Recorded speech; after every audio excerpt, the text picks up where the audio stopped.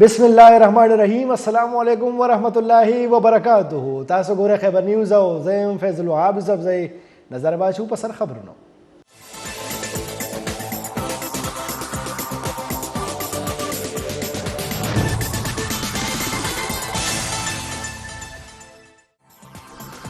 د وزیر اعلی الیمین ګندابور په مشرۍ کې شمالي وزیرستان کې د ګیس ذخایر متعلق د صوبایي مشترکه کمیشن غونډه شوې ده. وزیر اعلی ویلي دی چې د شمالي وزیرستان نه د ګیس سپلای شروع کېدو سره به صوبې ته 15 ارب روپۍ سالانه ریالټي میلو شي، د کوم چې 15% حصه به د ضلع په ترکه خرج کولی شي. وزیر اعلی ویل چې د شمالي وزیرستان خلکو جایز مطالباتو پوره کولو لپاره صوبایي حکومت پرعزم دی او دې سلسله کې به وفاقي حکومت سره خبرې کوي.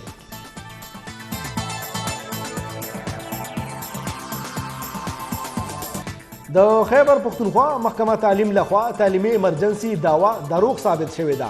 سکولونو کې د داخله مهم ختمېدو باوجود د 14,000 استادانو خالي څوکۍ مشتهر نشوې. زره وایي چې محکمه تعلیم فینانس ډپارټمنټ ته NOC نه جاري کولو امر کړی دی.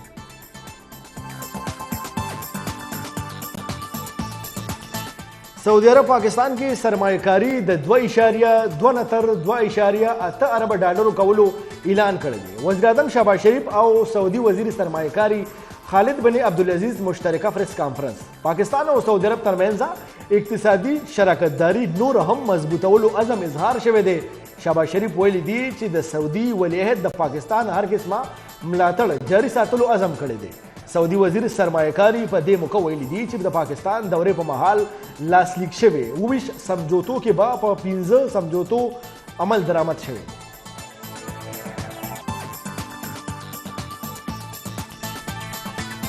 د سعودي عرب دوره مکمل کولو نه پس وزیر اعظم شهباز شریف په 2 ورځنۍ دوره نن قطر ته تللی دی. وزیر اعظم شهباز شریف به خپل دورې پر مهال د قطر امیر او خارجه وزیر محمد بن عبدالرحمن سره ملاقاتونه کوي او ورسره به دواړه اړیکو پراختیا، مختلفو شعبو کې تعاون او د سیمې سکیورټي په معاملو خبرې کوي. وزیر اعظم به دوحه کې د ثقافتي نمایش افتتاح کوي او د قطر کاروباري شخصیاتو سره به ملاقاتونه هم کوي.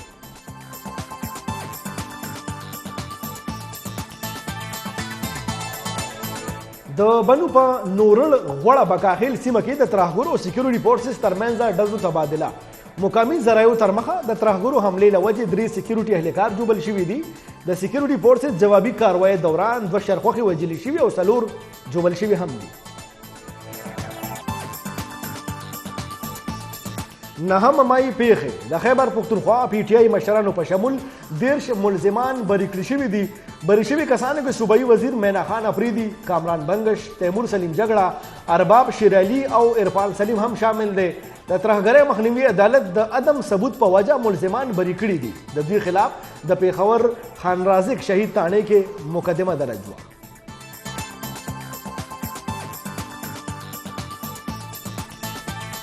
PTI مشرانو خلاف GSQ حمله کې سماعت. د پنډۍ ترهګرۍ مخنیوي عدالت جج امجد علي شاه د مقدمې سماعت کړی دی. عمر ایوب، شیخ رشید، زرتاج ګل او نور ملزمان عدالت ته پیش شوي وو. سماعت دوران عدالت په ملزمانو پر د جرم عاید کولو کاروایي 8 نومبر پورې مؤخر کړې ده او د مقدمې د چالان نقلونه یې ملزمانو ته حواله کړي دي.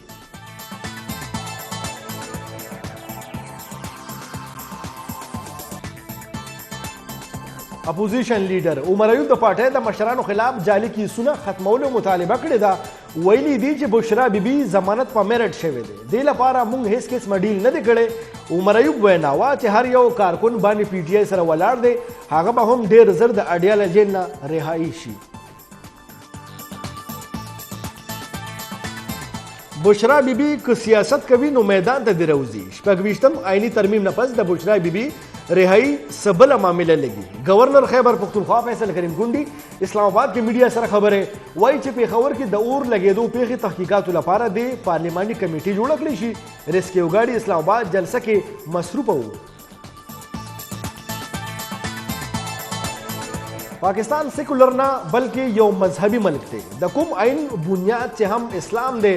ډي خان کې د مولانا فضل الرحمن جلسې ته وینا ویلي دي چې موږ د عین خود مختارۍ نه کله هم انکار نه دی کړی. مولانا فضل الرحمن تور لګولې چې حکومت 26م آئینی ترمیم لپاره د پارلیمنت 8 ممبران په پیسو اغستی وو. وایي که د جی یو آی 8 ممبرانو د دې عین په حق کې ووټ نه ورکو نو د ترمیم ډیر ګنده ډراپ مخې ته د راتلو امکان هم په دې وجه موږ اپوزیشن ګوند په هیڅ د ترمیم منظورۍ کې مرسته کړې ده.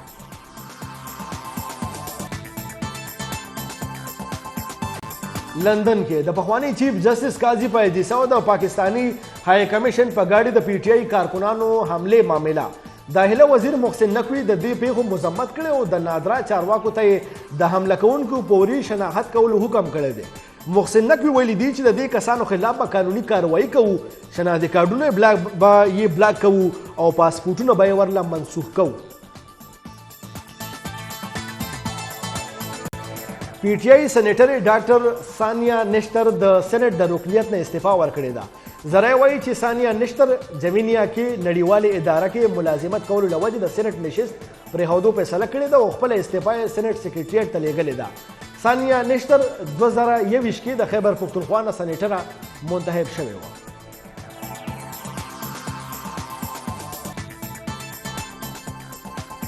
خراب امنیتی صورتحال لوجه پړچینار پېښور روډ په 19 ورځ هم بند. روډ بندش لوجه پړچینار په شمول کورمه کې د دوایانو خوراکي موادو او پېټرولو کمې رامخته شوې او تعلیمي ادارې بندې دي. د کورمې ډیپټي کمشنر جاوید الله محسود تر مخه امن بحالۍ لپاره د کوهاټ نه راغلي جرګه مقامي قبایلي مشرانو سره مذاکرات کوي. پېښور پړچینار روډ په 12 اکتوبر د سوارلو په ګاډو ډزو پیښو نه پس بند کړی شوی و.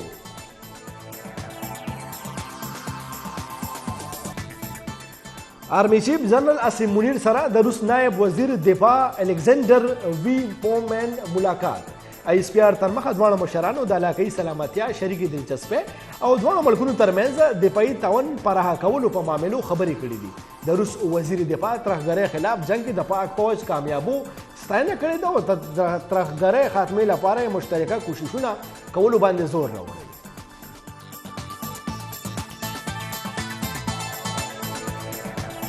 خیبر پښتونخوا په شمول ټول ملک د پولیو مخنیوي مهم نن په 3 ورځ هم جاری و. د مهم دوران 4 کروڑه 50 لکه ماشومانو ته د پولیو مخنیوي څاڅکي ورکولی شي. دا مهم به 3 نومبر پورې جاری وي. امریکای صدارتي الیکشن ته 6 ورځې پاتې شوې دي. د دوه امیدوارانو الیکشن کمپاین کې تیزی راغلې ده. د امریکای صدارتي الیکشن د الکترول کالج سیستم لاندې کیږي چې پکې 1508 شوټونه دي. صدارتي انتخاباتو کې برترۍ لپاره 200 او یا الکترول ووټ اغستل لازمي دي. الیکشن کې ډیموکراټک پارټي کملا هیرس او د ریپبلیکن امیدوار ډونالډ ټرمپ ترمنځ مقابله ده. آئی سی سی نوې ټیسټ پلیئرز رینکینګ جاری کړی دی. د قومي ټیم نائب کپتان سعود شکیل پوزیشن ښه شوی دی او په رینکینګ کې 9 نمبر ته راغلی دی. بابر اعظم 13 نمبر ته راغلی دی. بالرز ټیسټ رینکینګ کې شاهین شاه افریدي 2 درجې تنزل نه پس 10 نمبر ته رسیدلی دی.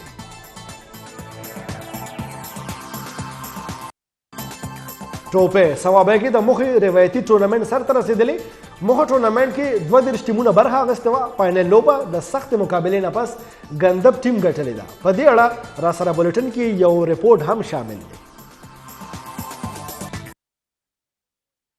او سرخار اسلام آباد او پنډۍ په شمول د خیبر پښتونخوا په مختلفو علاقو کې باران ورېدلی چې ورسره موسم یخ شوی دی. موسمیاتو محکمې تر مخه راتلونکي شپه روز دوران د ملک زیاتره برخو کې به موسم وچ وي ولې ځینې غریزو سیمو کې د باران امکان څرګند شوی دی.